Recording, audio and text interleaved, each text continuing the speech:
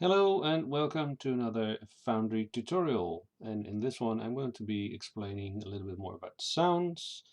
I'm going to be talking a little bit more about lights, and I'm going to clarify something with Magick, because as a viewer, Willow the Wispy, pointed out in another video, there was something strange going on. I will be talking about that. But let's get started. Using sounds in Foundry is fairly easy, but there are a number of things you can do. But the first thing you probably want to do is set up a playlist. If you look at the icons here, this one is the audio playlist. First thing we're going to do is create a playlist. Let's call it sounds, or rather more specific, ambient sounds. There we go. Create new audio playlist. It's empty. We can click on it, but nothing's in it, so we have to add some sounds. Add sound. Track name, you can name it something specific, or you can just go to your folder where your sounds are. Ambient, docs, sure, docs, select file, and it will automatically put the file name there. So if you've named yours ambient sounds, or the sounds you're going to use descriptively, then it will automatically be here and there won't be confusion. If your source has some weird name, you probably want to edit this. You can set it to repeat, and you can set it to large file streaming. Obviously, because you're running it on your computer and people are logging in on your computer, you might sometimes want to reduce the bandwidth you're producing, or the data you're producing, and so it's set to off by default. So, but I'm just on my computer by myself, so I'm going to do large file streaming, and I'm going to set it to repeat. Update track, and now here it is, docs, and I can keep doing this to add sure, I don't have select file, and let's keep this like this. I can keep doing this until I have all my sounds here. I can then click play and it will play them from top to bottom, or I can just play them or stop them when I want. I can adjust the volume.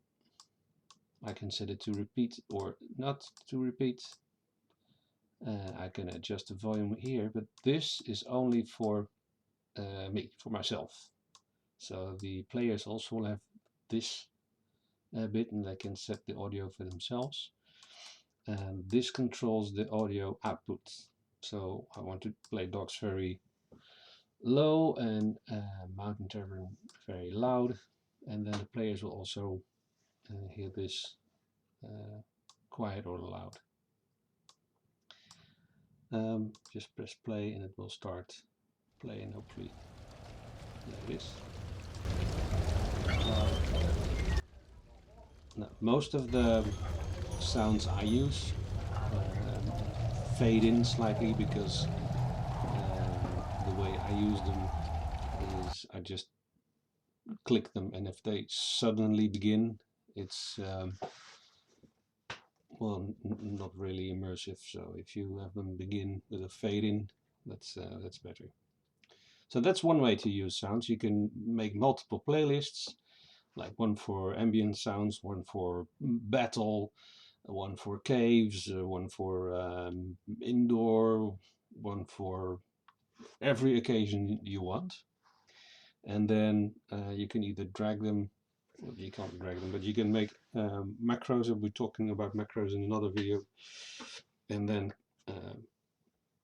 play them from the macro bar, or you can make playlists for every scene, whatever you want. But there's another way to do it, and for that we're going to create a scene, but first we have to create a playlist. Let's see, create playlists. Shuffenfest. There we go.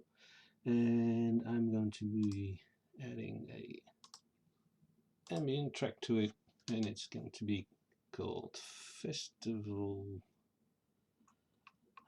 Busy Fair. That's the one. Select file, Busy Fair, sure. Set it to repeat. And because I'm just by myself, smartphone streaming, update track. There we go. Schaffenfest. There it is. A bit louder because I know it's a bit quiet. There we go. Now, go to the scenes and create a scene. Schaffenfest. There we go. Create a new scene. Select the background image. That's in Maps. Schaffenfest. Remember, you can toggle these to see what actually you're looking at. Let's do that one. Select file. The background is going to be black because that gives a somewhat nicer border. And then we're going to go all the way to the bottom because I have not explained this before. Here you see audio playlist, and there I can select the ambient sounds I made, or I can select, of course, the Schaffenfest. That's the one I want. I can also select the weather effect. Let's say autumn leaves. It will show leaves falling, and some of these also have sound effects, like rain has a sound effect. For now, let's leave that. Also, a thing I have not shown is a journal note.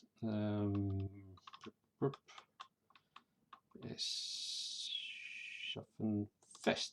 There we go. I'll show you what that does in a minute. We're all set. This is, well, let's turn the global illumination on. There we go. There we go. Save changes. And yep, that is sure. I'm well aware of what I'm doing. Schaffenfest. Activate. And you will hear it plays the music of the festival, the ambient track of the festival automatically. And if I move back to blank, it will stop. If I move back to Schaffenfest, it will start immediately. So you don't have to click any buttons, start any sounds or anything. You can just switch to the map, and it makes sense to have this kind of sounds. Maybe it's a bit loud.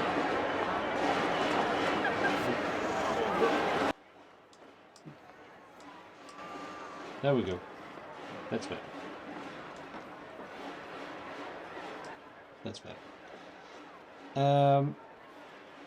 One thing, I said journal notes. So if I now right click on the tab, you can see the scene notes. I can click it. Don't forget the drunken soldiers encounter. Oh yeah, sure.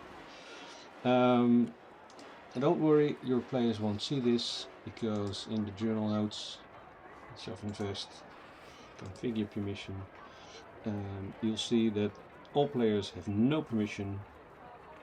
So unless you change that and say that the players have permission, the players won't see it. So if you say the players have permission, they will see it. If you set to none, the players will not have permission to see it. So that's a handy thing.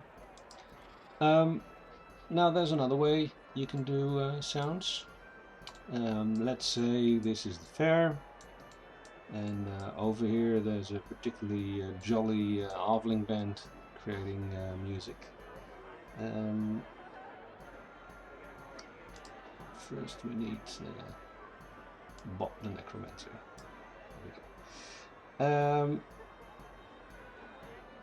Here is an icon that's music, and click and drag. This is about the radius. It's a local sound. You can set it to global. If you set it to local, only the people within the bubble will hear it. If you set it to global, the people outside of the bubble will also hear it. And at least that's what I think it is. I usually set it to local sounds. And then we go to sound, ambient, list, halfling festival. There we go. Select file, maximum volume, it's pretty loud. There we go. update ambient sound. Now, what this does is, as soon as the dude moves into the circle, you will start hearing the sound coming from this source. And if I click easing update, the closer he gets to the source, the louder the sound will get.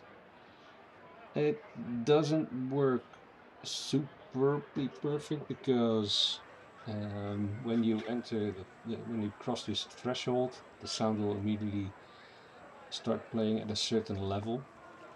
So again, that's why it's important to have sounds that fade in, because if you have a sound that starts immediately at a certain level, it will, and it's a looping sound, it will sound weird. But you will notice in a bit when I show it to you. So this is the guy. In fact, just for a second, shut that one off so we can hear clearly. There we go. And you start to move closer. There's the music. And the closer we get, the louder it gets. And if he moves away, it will fade out again, but it will cut off as soon as he crosses the threshold. Oop, there it goes. See, it's not perfect, but if you have the busy fair sound, for instance, it won't be as noticeable. Let's up it a bit.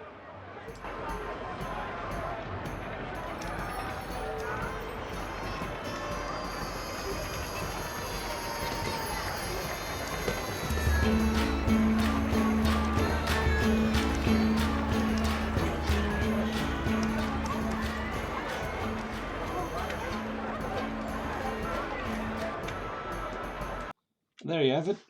That's local sounds. Another thing I said I was going to explain is something to do with Magick. And that's why I brought in Bob here. Bob is a necromancer. Hello, Bob. And let's bring up Bob's character sheet, because there was something to do with channeling. Channeling usually uses the channeling skill, but in the test I made, in the video I made, the test showed up with willpower. So why is that? Well, I'm going to explain. When you start a wizard career, or a witch, or a hedge witch, or any spellcasting career, there's a couple of things you need to take care of for it to work properly. First thing is skills, because that's the first you will achieve, the channeling, and it says any color. This is a necromancer, so let's set it to death. Channeling any color, yes, and then we have to manually set it to death. Channeling any color, right click on it, and just here in the dialog box set it to death. And there we go. And it gives a pop-up. Do you want to, are you sure you want to do this? Yes, I'm sure I want to do it. Now it has channeling death. The next thing you want to do is, when you get arcane magic talents, just for free right now, also edit that to say death. Death, because we're a necromancer.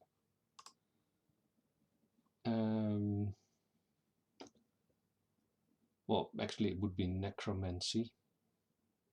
Yeah,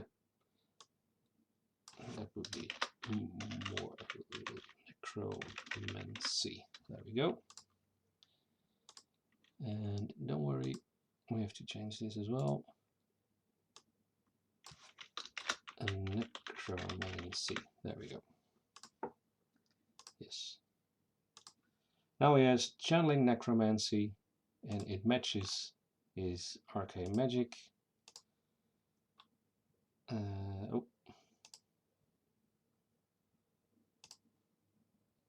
I don't know.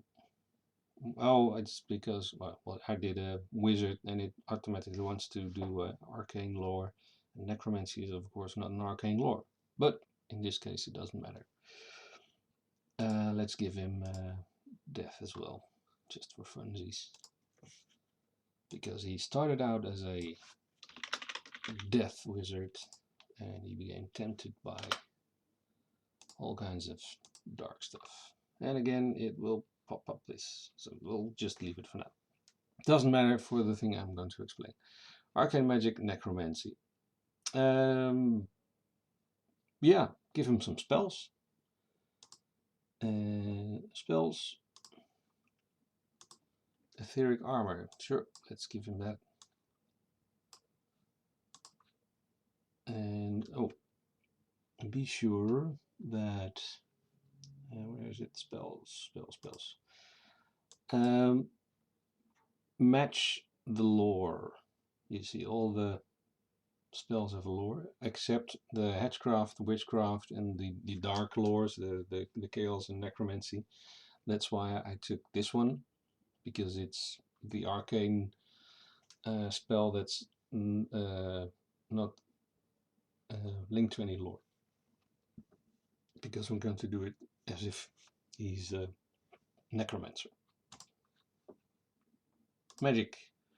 There it is, etheric armor.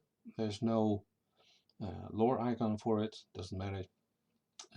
We're going to edit this because first off, if we cast it now, channel, it will pop up as willpower, and we do have channeling necromancy. Why do I have to select this? Well, I will show you. Edit it, go to details, necromancy, necromancy. That's one, and then here where it says override default, it will pop up as no property. Don't worry about that. Necromancy. There we go. And we're done. And now if I click it and I do channel, there we go. Channeling necromancy. So that's what you need to do. Let's see what we did. Well, we succeeded. Good.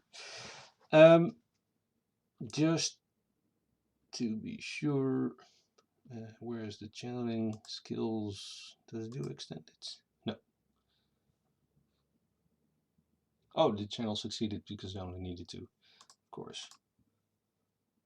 Yeah, 2. And then cast again, channel again.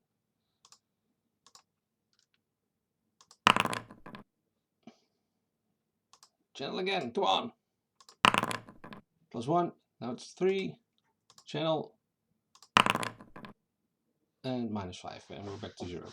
You can edit the negative in the manage in the system settings.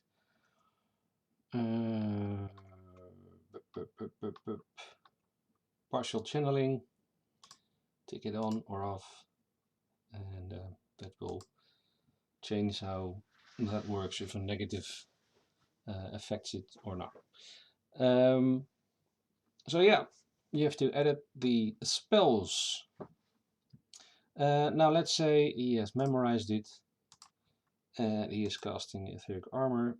I'm casting it.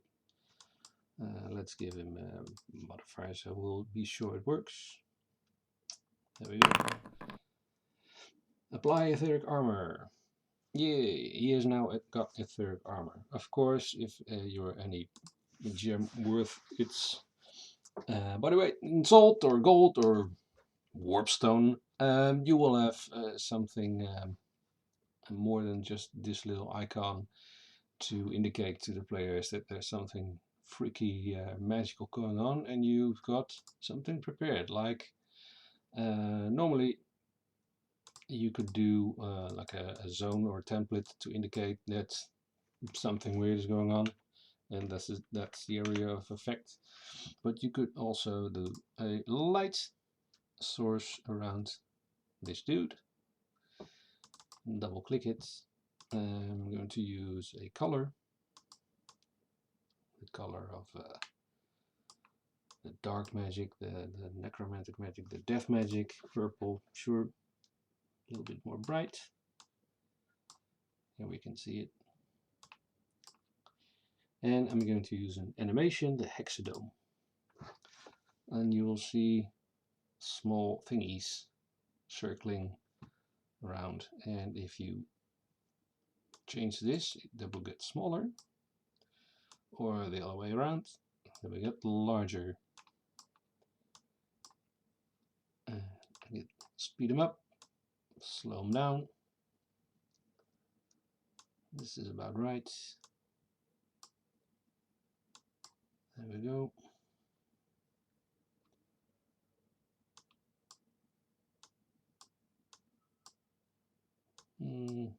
Yep. Update light source. So there's the necromancer. The players, of course, will not see this. They will see this. When he casts his spell that you knew he was going to cast, you switch on the effect, and now your players will see that he has some kind of funky shield thing going on. So that's a way in which you can use the lighting effects as spell effects. Of course, you can move this thing around. There's another way to do it. Just delete this. There we go. Bob. And go to the token configuration. Go to vision. And we're going to set the dim light radius to 3 and the bright light radius to 2. Change the color to purple. There we go. And hexadome. These are the same settings, so I'm going to do them the same. And update token, and you'll see the same thing appear, and this time it moves with the token. Oh, he moved into the sound box. Cool, it works. So yeah, that's it. That's sounds, lights, and magic. That's it for now. Next time I'll probably be doing a video about macros, if I can look it up and find some useful stuff. Until then, don't forget to like and subscribe, and see you next time.